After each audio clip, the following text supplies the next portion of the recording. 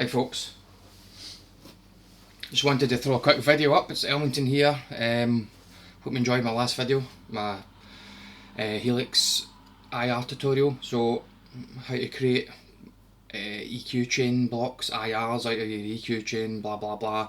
Anyway, if it sounds quite interesting, go and check it out. But I wanted to throw a quick video up about Mooer Baby Bomb.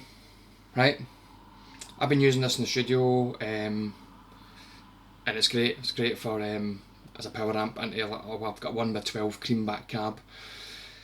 Got it off a guy on Facebook. Really nice guy. And I noticed once it arrived, I powered it up on its own, absolutely fine. Pair it with the Helix, and you get this horrible whizzing sound. And I knew right away it's probably the power supply. The power supply is actually pretty noisy, but I used one of these to cancel out the noise. It's that Behringer HD 400 hum destroyer, which works pretty well. You know, you just plug your output of your board into here, and then back into the input of the Baby Bomb. But it can introduce a lot of high end noise. And I was at the studio yesterday, having spent the day with my producer, Roddy McAudio. I'll link him in the description. Roddy's a great producer in Glasgow. You should check him out. Got a great studio in Clydebank. Guy's 25 plus years experience or something.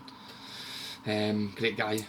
If you want to see one of my videos I did with him, I'll link it in the description below. You can hear the quality of this guy. But anyway, I was doing a wee experiment with Roddy, and I wanted to know if this coloured tone at all, you know.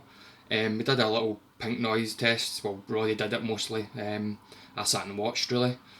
Turns out, for what we saw, that it's completely transparent, no coloration at all. So that's a wee bit of tidbit for you. But he noticed I was using this hum destroyer, and he had someone over at his studio the other day. He noticed I was using that for the Baby Bomb, and he had someone over at the studio the other day talking about getting rid of getting interference from pedals, etc. No, in fact, I tell a lie. He was talking about his laptop, getting an interference from his laptop.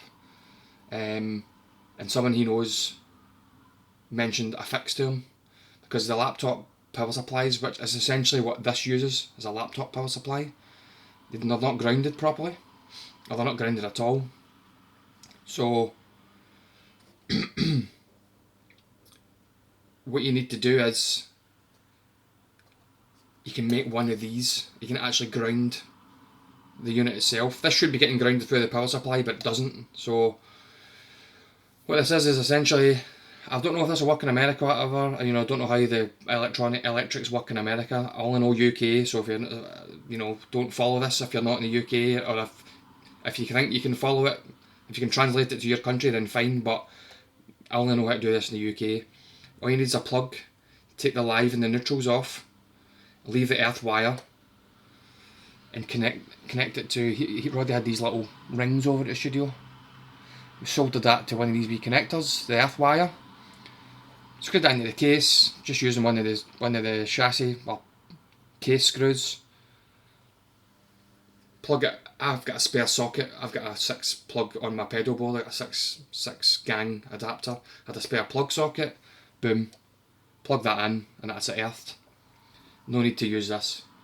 Alright, so really cool. Anybody that's got a Baby Bomb that's having issues with the Helix, or they've been using that, or they've a cheap solution, man, that's pennies. Pennies. So just thought I'd throw that up, guys. It works an absolute treat. It's like a hee noise you get from it. So well worth it, well worth a go. Give it a blast. I was absolutely stunned. I could not believe it. I was flabbergasted for about 5 minutes, and Roddy was pissing himself. What an absolute genius idea. So, but give it a blast. Alright guys, cheers.